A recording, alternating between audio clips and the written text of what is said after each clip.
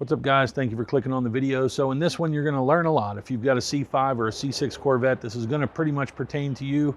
I'm going to go through the entire mod history of the probably 8.5 years that I've had this car. I've actually had this thing in a lot of different configurations. So if you're interested in superchargers, maybe some suspension mods, square setup, anything like that, then stick around. You're watching KnightDriveTV. That's right, guys. So for the very first time, this video comes at a very interesting period, because for the very first time since I've owned the car, it took a ride on a flatbed, and this was actually the newest part that I had put on the car, and I kind of took this with it. So that's going to be incorporated into this video. I'm going to talk about some mods that I'm about to do in the future in the next video, but if you're a subscriber, you're going to want to stick around for this next part. If not, go ahead and jump down to this time that I'm going to put here on the screen, and you're going to be able to get right into the video. If you're a sub, though, I'm going to give you some updates, so stick around. Let's jump inside. All right, guys, so back inside. So thank you for subbing to the channel. Obviously, you've probably come either from Corvette side, maybe some Overland, maybe some Tesla.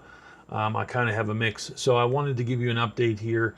And basically what's going to happen is in 2 weeks or so, I'm going to release a video that is directed specifically to subs.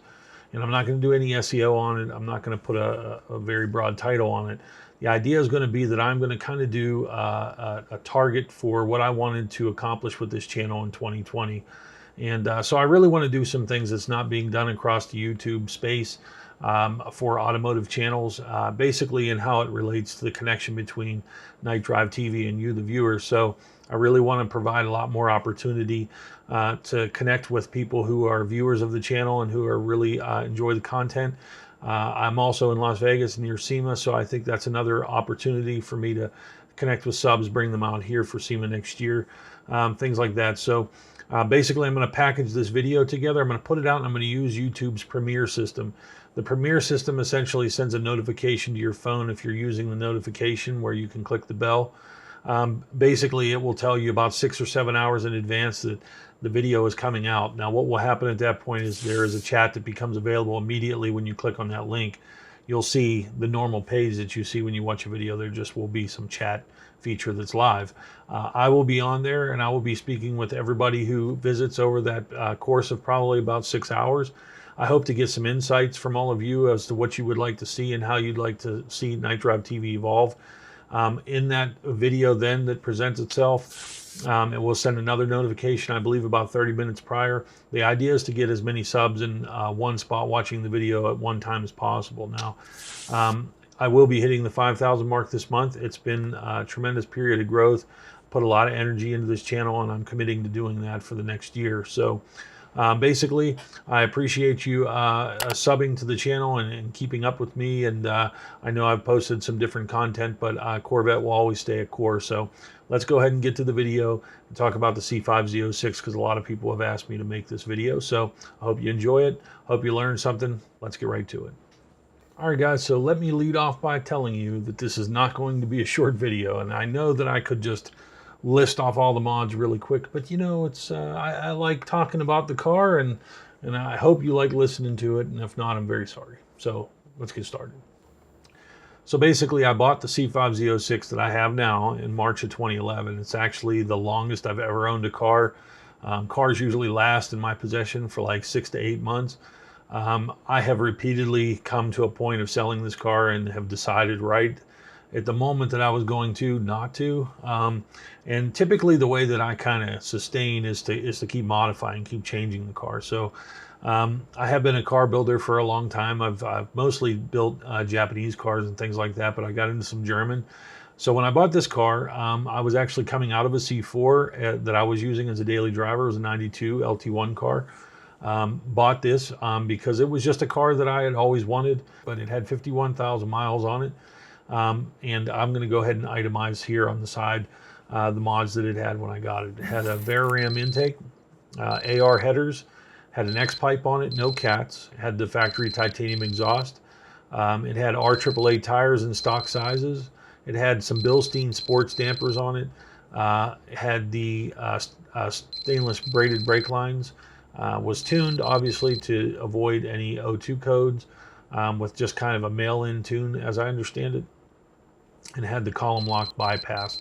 Also had some LED tail lights, which still remain on the car today, and it had a little stubby antenna. So basically the car was fairly stock. I felt like it was just slightly enhanced. It was a good series of mods. I felt I didn't want to buy an overly modified car. This kind of was the limit for me. I just wanted some basic bolt-ons, and it's a great way to save some money, and they were mods I wanted anyway.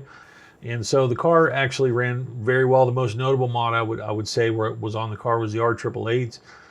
The R888 is a very aggressive compound for the street. I did a couple track days in it. Mostly did some mountain road driving, things like that. I enjoyed the car as it sat.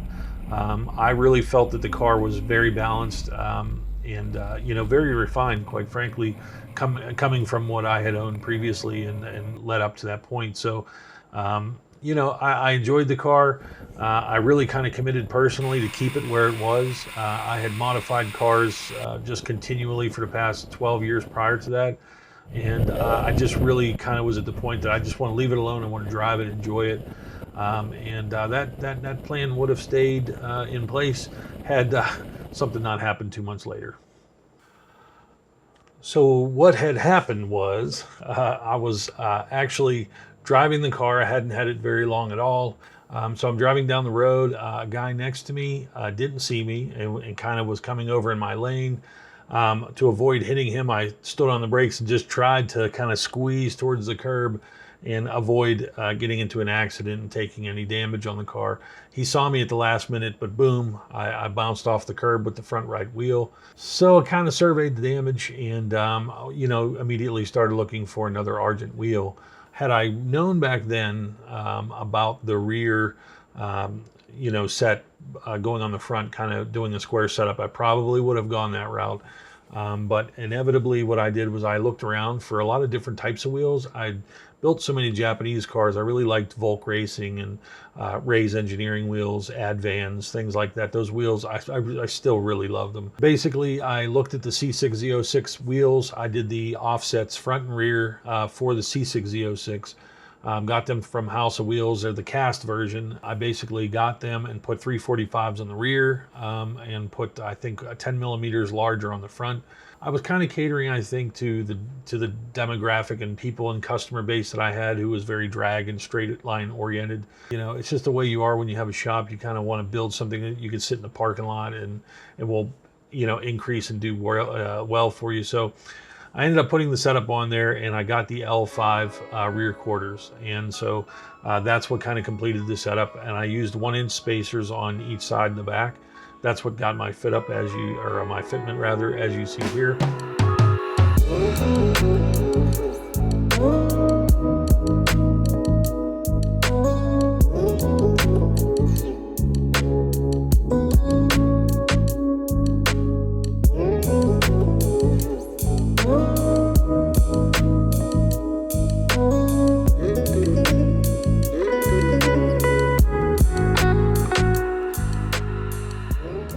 So, essentially, I was kind of happy with the appearance of it overall.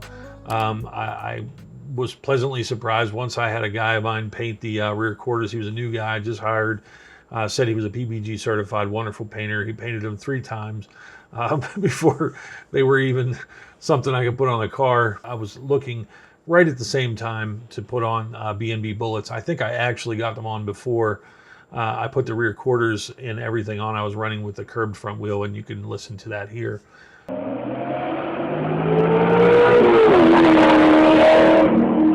But basically, put the two together. So now I had the B&B bullets, had the wide body L5s. And so let me tell you what kind of struck me pretty immediately was going with the wider rear track and staying essentially with the same track width up front. Immediately negatively impacted the handling of the car, as well as the unsprung weight that I added to the dampers. Now, I did have Bilstein Sports on it. They were fairly new, so it did handle it, I guess you could say. But the car did develop a little bit more of a snap oversteer tendency. Also, it had a much worse inherent push than it had before when the car was in grip. So basically, I definitely upset the handling of the car to where it wasn't as confidence inspiring as when I really aggressively drove. on the street and backcountry roads that we kind of had frequented, me and the guy with the STI. So I definitely reduced the car's ability. I was internally didn't feel great about it, but I kind of was committed to it and just figured, well, I'm going to make the change a little bit later. So, having come from forced induction systems, that's what I fabricated for 10 plus years up to that point. I decided, let me see what's out there. I considered turboing the car, but again, it was the fab time. It was the investment of time I didn't have. So I found the AA Supercharger kit.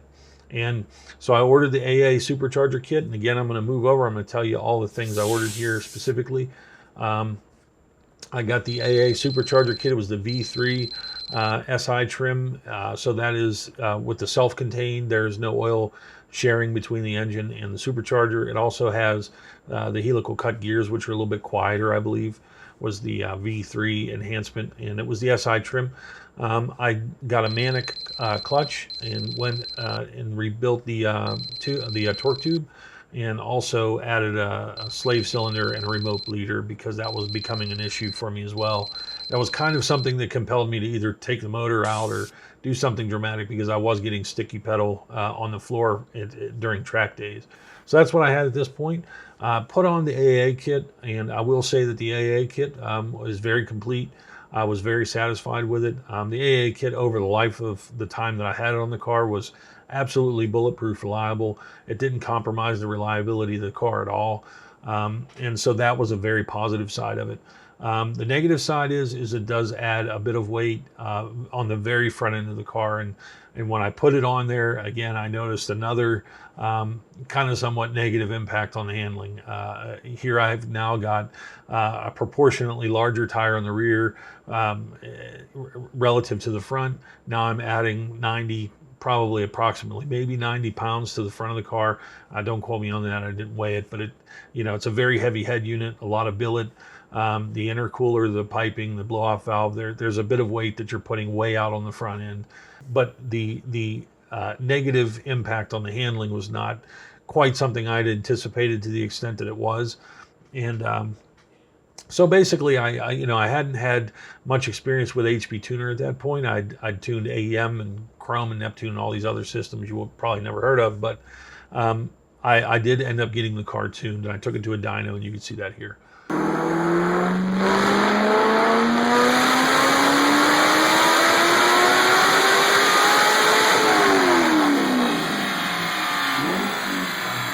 And so essentially it put down 578 to the wheels, I believe. At that time it was a dyno jet, 512 torque to the tire. So, it definitely transformed the behavior of the car. There's some old videos I suggest that you check out if you've never seen. They're called Getaway in Stockholm. And the number 2 is one of the best ones. It's a Supra and an old Ford Cosworth Escort and through Stockholm, Sweden. But basically I did a Stockholm run similar to my own. I didn't go all in like they did, but this was kind of me testing out the supercharger, so to speak, probably about 2 months after I had it.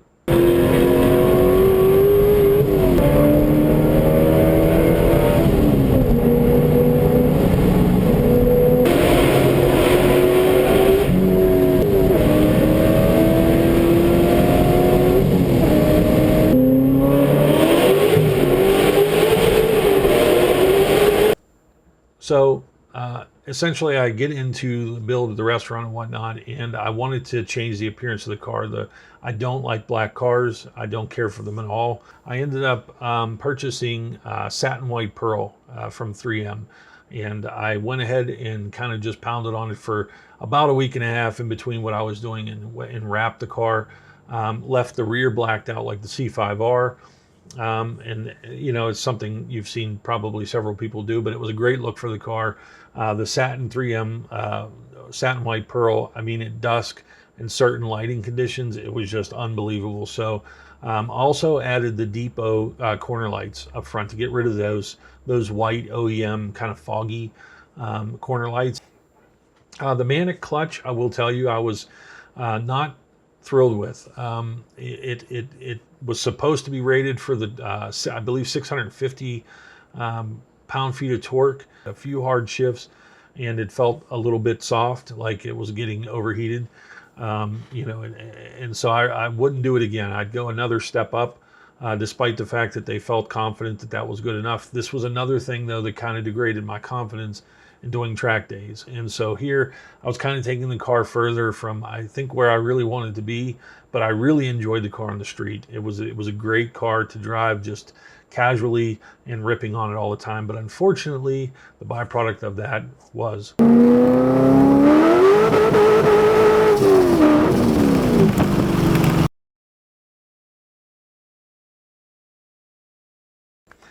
I kept getting pulled over, literally all the time since I put the B&B bullets on the car, and especially when I put the supercharger on.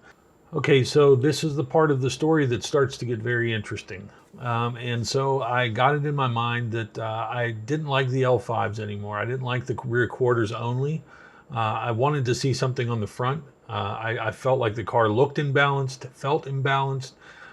It just was totally out of balance. So, you know, being kind of a person who built a lot of Japanese cars, you know, Liberty Walk, Rocket Bunny, RWB, these are brands that are, you know, familiar to me. And quite frankly, I look at the BMW, the E30 M3 and, you know, the old Hammer Mercedes and things. I mean, there were box flares and certain flared body styles. I like racing. It appeals to me. So it was not outside my skill set to build something like that. I took the L5s off and sold them.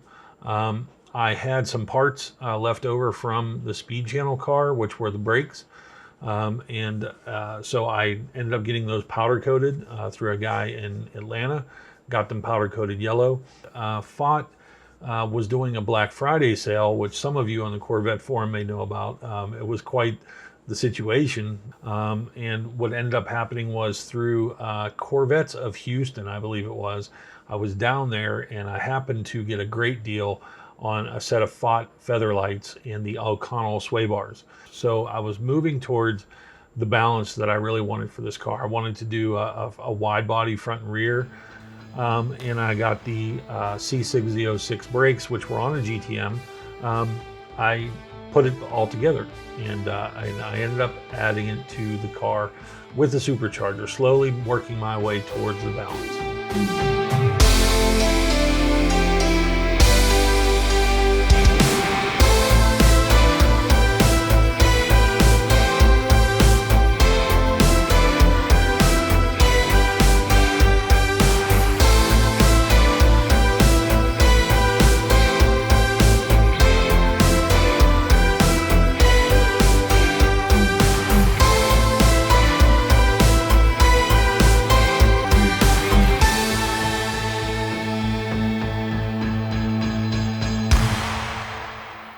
So in terms of the wide body, ended up doing some foam on the body over the wrap, which was fine. And so essentially just didn't get very far with it. I started to reassess what I needed to do in life, and I decided to move across the country. And I put the OEM quarters back on. I drive it to Georgia with foam on the side of it, and it was just a crazy situation. But ended up getting it to a new shop down there. Literally got pulled over going into my shop for the first time when I brought the car there, and again had a very kind of thought-provoking moment. And I told the cop, I basically pulled out, barely blipped it, put it to 80 miles per hour in second gear. It's just you know, it takes nothing to do that. He pulled me over. You realize as a 45 you're doing 80. I told him, I said, you know what, my shop's right here. And I said, I'm going to pull this car in right now and I'm going to take the supercharger off this week. I said, it's just not something I can own anymore. And so that was that. And that literally was what initiated me taking the supercharger off. I think it was the front end weight. I think it was just taking the spirit of the car away. I'm going to tell you something very interesting that I started to really miss. And it holds today because I still don't have the supercharger on there. With the supercharger, as you're going to see right here, when you put the throttle down even 50%, it was just basically whatever RPM you were at when you first pressed the pedal to the red line. And you know, I could just throttle modulate and just hold that thing at the red line. What I ended up missing was the linear climb and hearing the noise and hearing the climb of the RPM and shifting. You lost all that with the Supercharger. It was a very aggressive, rah, bah, bah, bah, bah, bah, bah. You're losing this kind of like linear, and you'll hear people talk about driving a slow car fast. There's an enjoyment that comes with driving a slow car fast. And I think that, you know, as I diversified and drove everything from a Lamborghini Diablos and Ferraris to Corvettes to BMWs inline sixes, and the torque that they had over the 4 cylinders that I'd built prior, just this whole gambit, this bandwidth of vehicles that I had driven, I really started to realize maybe I liked the power to weight ratio that the naturally aspirated Z06 had, more so than this overwhelming, you know, basically 630 or so to the crank, especially with the wheel and tire configuration I had. I felt like I kind of went down a wormhole and I wanted to come back out. So I'm telling you, I undid everything. One, I took the C6 Z06 wheel and tire setup and I sold it. I started to really think about what could I do with the existing wide body, which I had built. What I did want to kind of tweak the design at that point. Some time had passed. So I ended up getting the C7 Z06 front spats, the wheel arch extensions that come on the front fenders of C7 Z06s. And I started doing a mock-up with that to go with kind of a rear flare. I thought it was a way that I could maybe save some time. The square setup that I ended up buying was a Ford Star F14 Deep Concave Series ET53, and I put 295 35 18 Michelins on there, and that creates a little bit of poke up front, not much, but just a little bit. So the spats really worked into that, and I thought if I can do that and maybe add the Stage 3 Z06 extensions, like for the front splitter, you know, maybe I could kind of use C7 Z06 front aero, kind of take on that more modern look. So I started mocking some of this stuff up, and I realized some of it wasn't going to work. The wheel extensions would work, but not the Stage 3 aero end pieces. And so again, I just started running out of time, and life was just going crazy. And I said, you know what, I've got to abandon this. So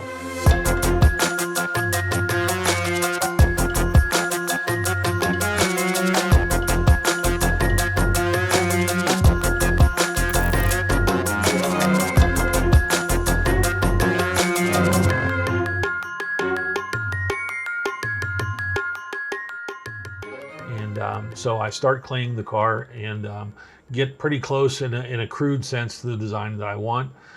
Ended up figuring a way that I could maybe work the Stage 3 extensions into it. And lo and behold, the guy that owns the building that I'm in informs me without notice, you have to leave. So I don't have any time.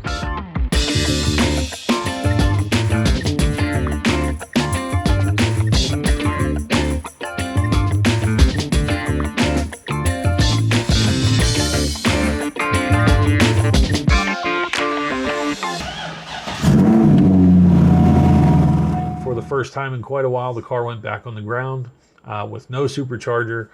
So that was the state the car was in, and I was really curious if I was going to hate the car, going from 580 wheel horsepower or so back to I think what the car had made before, if I recall, was like 390 or something. And you know, I got to tell you, frankly, it just kind of reinvigorated what I had been missing about the car. And man, I really enjoyed the car at this point. The problem is the FOT coilovers, which I had barely used. They must have been assembled very quickly when FOT was going through its deconstruction phase, and they all leaked right out of the box. So I ended up going to SEMA that year and talked to Aaron FOT, and he was kind enough to, he was with another company at that point. He said, you know, I can take care of you, ship them to me. He rebuilt them for me. So, and he did that in quick time. So it was wonderful. That was all part of me getting the car back together. I just always like more chassis than I like power. That's the way I personally like to build. I don't like having more power than chassis. It feels very imbalanced. And drag guys, they're kind of used to that feeling, I guess you could say, is a lot more power than handling and braking. It's just not what I like. I like the chassis far beyond the horsepower and torque output. And so this, for me personally, really brought the car back into a balance that I just thoroughly enjoyed. And I spent time up in the North Georgia mountains driving the roads up there, which are fantastic. If you look at the Gauntlet or the Helen Ring, if you're in the Southeast, these are roads, not the Dragon, which a lot of people go to. It's Helen Ring and the Gauntlet. There's a lot of great roads, much less traffic, some of it 2-lane. So you can apex and do some crazy things. So as I was enjoying the car in that current state, I wanted to basically increase the steering rate. That is something that I started to feel was lacking in the car, was just to get a little bit more aggressive turn in. And I researched maybe doing a rack change, things like that. What I ended up doing was adding a Nardi Dish steering wheel with an energy quick release. I have a video on my channel about it. That was an enhancement that I wanted to make. Basically, just a smaller steering wheel is obviously going to make you feel like you've increased your steering rate. So that was something that I did. I made a full video on it. I don't regret it. It was a wheel that I had in actually a car that I built over 10 years ago. And so it's nice to have that. In addition, the B&B bullets started to wear on me. Started thinking about, you know what, maybe I want to go back to ties. And I had a set of cut-up ties that I had bought, and I thought about, you know, I didn't like the tips on the factory titanium exhaust. They sat in a little bit further than the quad tip bullets do. They had a little bit more of an aggressive position in the rear fascia. So I did know that if I was going to put on the ties again, I didn't want the factory tips. So I did a video on this. It's on my channel. You can check it out here, to where I basically rebuild the tie setup. I ended up, I don't think I showed in the video, but I ended up welding them back together. Somebody had like sawzalled them in half, but I welded them back together, did the bypass on it, and I actually got tips from China that were like Akrapovic carbon tips. And so I have a full video on that, but that was a massive improvement again. It took me a little bit to actually make the extensions work, but I think the energy was worth it. I think it's really one of the best compromise exhausts that you can put on these cars, shy of doing something that's completely dual mode. And so now I was really moving the car in the direction that I really felt good about. Balanced driver car, not overpowered. My steering rate's getting better. The sound now is bearable. I can drive with the windows up, and it's still very aggressive, quite honestly. And you can hear the sound samples in that video as well. So that kind of wrapped up my time in Georgia, and decided to move out to Las Vegas. Again, it was a big move, tremendous amount of energy. Basically, I got out here and hadn't really done much to the car in the past, probably 8-9 months, mostly due to financial reasons and getting out here and getting reestablished. But ironically, what ended up failing just here the other day was going to lead to my next step of mods. When I replaced the supercharger and put on the automatic tensioner, new serpentine belt, things like that, basically I sheared the automatic tensioner off. It's a poor design for all LS motors. It's something I'm going to be doing a video on, but I basically just sheared that thing off. The belt came, grabbed the idler down under the power steering pump, ripped it off, broke the casting, which is the bracket for the power steering and alternator. So that's now left the car down. So that's going to be the next video probably for the C5 Z06. I'm going to talk a lot about this. Working with a company, and I'm going to talk a lot about their product and how I'm going to incorporate it into my build. But beyond that, I am going to wrap the car again, something different, not white. And I am going to wide body the car. It is still going to happen. And so I'm going to continue to move forward towards my original goal. And I do have some carbon parts I'm working on. So that's all stuff that's ahead. So that's pretty much the story of where I am now. I don't regret it one bit, but I am getting antsy again. I want to keep modding the car. So that's going to be the future of KnightDriveTV here, is I'm going to get more aggressive with the build schedule and get things done. So man, I'm sorry. I know this was a long video. I'm sure I'm going to get raging comments over, you could have said all that in 37.5 seconds. You're right, but it really wouldn't make YouTube very fun or engaging. So I'm sorry if you feel I went long. But if there's anything you'd like to know or ask in the comment section below. I tried my best to answer questions and things like that. But that's it for this video, guys. Thank you for subscribing if you do, and look forward to the next Corvette video and the next other kind of video that maybe I put up soon. So thanks for watching, guys. Have a good one.